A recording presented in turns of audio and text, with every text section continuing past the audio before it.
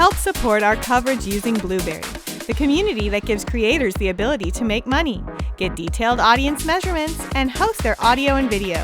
Get 30 days to try out the service using promo code Blueberry004. That's BLUBRRY004.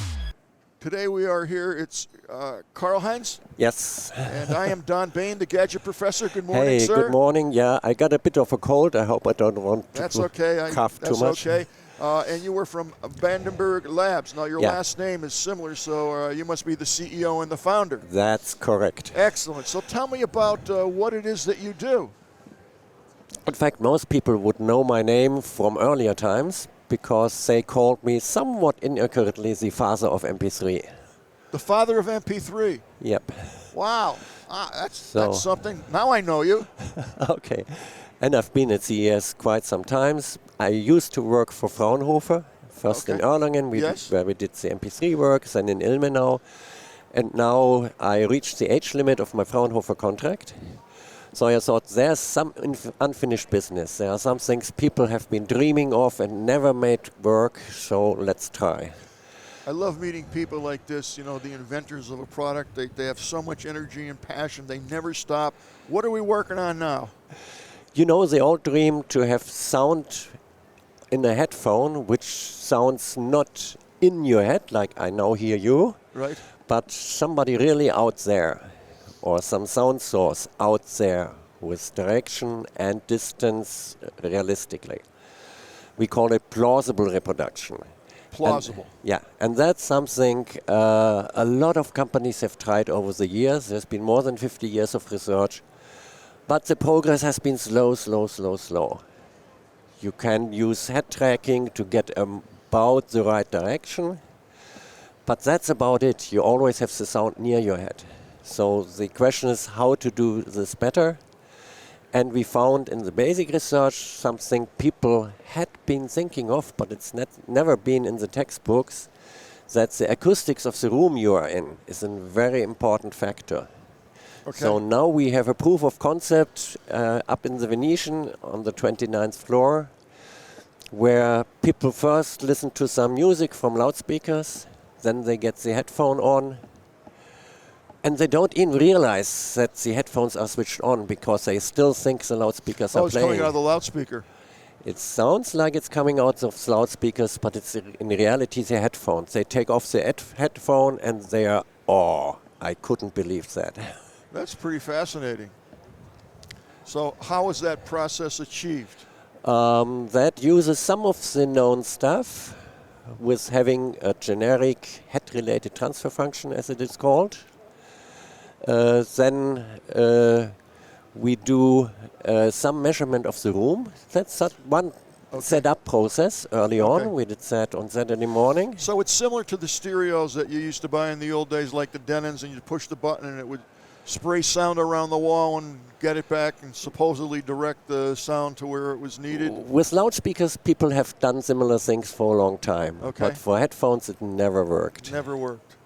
And now you have a system that it does now work. We have a system which does work, and everybody visiting us here has told us no, they haven't heard anything like that. Yeah, I haven't.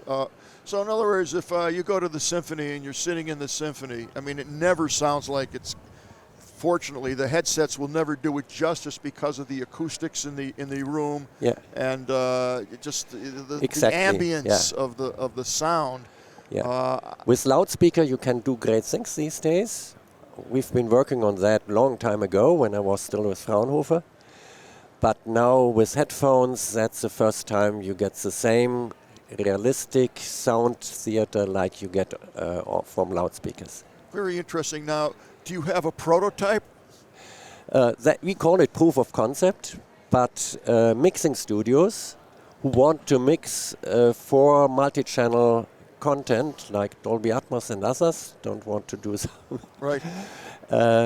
They really would like to have that because they can then check their mixes or even do them in rooms which are not fully equipped with the many loudspeakers.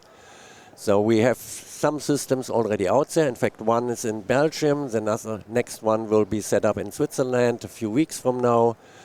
At NYU, New York University, there are several places they want this from us. We did a test already there. So is the end goal to come up with a consumer product like a headset? Yes, definitely. That still needs some work. We need headphone manufacturers to work with.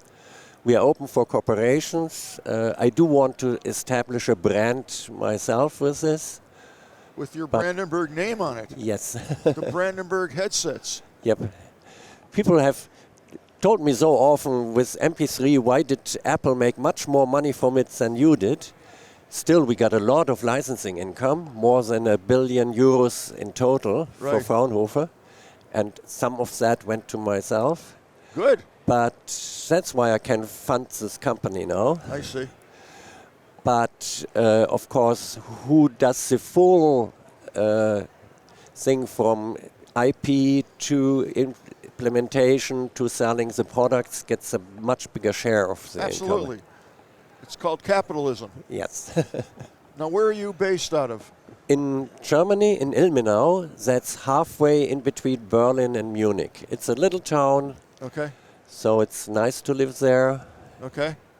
And we got a very diverse team, women and men from all over the world, half of them from Germany, half of them from all over the world. Some 17 people in the moment, and it's really fun to work with these young people. Now, refresh my memory. When was the MP3 invented? Oh, there were a number of inventions. So the first patent, which was used later on, is from '86. The standard was ready in '92, but it took then quite some years until it really took off. And now we have FLAC. Sorry? FLAC, of course, is wherever you are in the studio or so on, you should do lossless coding. Right. Whenever you have the right devices, AAC is better than MP3, and I'm allowed to say that because I was involved in both. Well, you're getting it from the expert. You don't get any better than that, so that's pretty cool. Now, what's the timetable do you feel for development of a headset that we can actually buy and use? It now depends on financing, because we can go on like we are in the moment, but we want to really scale up It shouldn't be that hard for a guy of your stature to come up with financing. Yes, that's what I've been told often, but it's not that easy. So you're here at CES to basically have some synergy with some other companies that will see the technology that you're developing and help you fund that and bring it to the consumer. Yeah, and in fact, it's really important to demo it, because I wouldn't have believed it either. Yeah, I'm sure. Now, can I see that demo? Yeah, 29331. 29th floor here? Yep. Okay. Here at the Venetian, 29th floor, 331, Brandenburg Labs, and you can listen to it. Well, that's pretty interesting. I'd love to see that, so I'd love to hear that. Yeah. All right, well, thank you so much for being here. If people wanted to find out more information, where would they go? There is brandenburg-labs.com is our website. Okay, great. The best of luck to you, and I'm going to follow the progress of this new upcoming headset.